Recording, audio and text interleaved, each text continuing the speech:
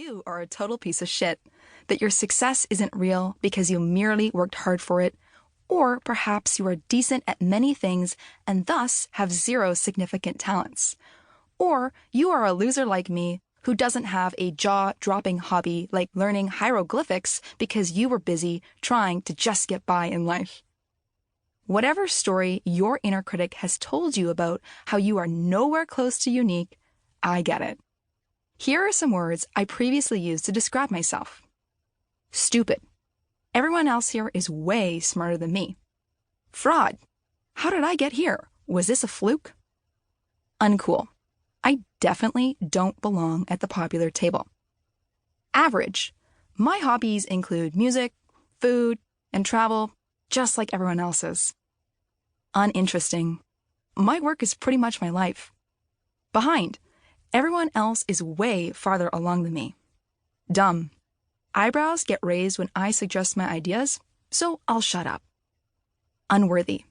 Sure, he can go for that opportunity because he's genuinely bright. I'm nowhere near as good as him. Lowbrow. You need more refined interests. The Bachelor doesn't cut it. Weird. People aren't laughing at your jokes. Straight up subpar.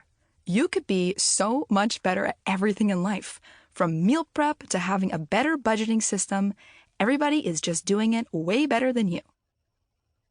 Because I felt this way about myself, I found that working hard, well, worked for me. It was my saving grace. If I could get gold stars, then these bad qualities would magically vanish when a teacher circled an A+ at the top of my page in red Sharpie. If someone said, "Great job," or "I got the highest mark in the class," I felt validated. I felt good. I felt like I was making up for my aforementioned negative traits. Working hard was my strategy to get by, but it all came crashing down about 3 years after my mustard moment. Let's fast forward to my rock bottom, or, as Brené Brown would say, spiritual awakening. It was 2016. It was the wee hours of the early morning, and I was in a cedar log cabin in the middle of nowhere. The Wi-Fi and cell reception were bad. So, my only option was to be still with myself, as your annoying one-with-the-universe yoga teacher would say. I needed to stop running away from my problems and address all the crap I've been sweeping under the rug. Things were not working. My third startup was starting to show signs of imminent death, and given that my previous 2 business endeavors had also sunk like the Titanic, I needed to get it together. A major reason for this trip was to help me figure out what I would do with my life.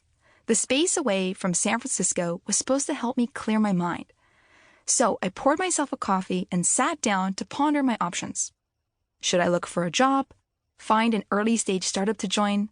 Think of another idea and pitch it to Y Combinator? Network my tush off to drum up some opportunities? I kicked back and stared out the window. Then I heard it. What if you just did what you were good at?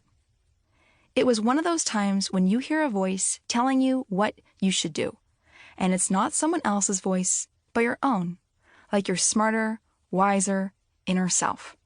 Call it God, the source, the universe, or whatever you want. It feels like a cosmic intervention when the shit gets real in your life. It was almost like the big guy upstairs rang my cell and said, "Girl, what in the Lord's name are you doing?" Like the annoying friend who calls your phone a second time after you send them to voicemail, the voice rang in my ears again. What if you just did what you were good at? This was a question I had never considered. My whole life, I did not just do what I was good at. That would be unimpressive and pathetic. Back then, I was the hardest hustler you ever met. I got all my validation from struggling and striving to prove myself. I'm not exactly sure to whom, and earn it for some unforsaken reason. Looking back, I see that this pattern started in elementary school when I needed to pass a 6th grade science test. I wasn't particularly gifted at science, so I had to roll up my sleeves and study. I studied at the kitchen table. I studied on the way to swimming lessons. I even took my flashcards. To keep listening to this audiobook, I've left you a link in the description so you can do it at no cost thanks to Audible's 30-day free trial.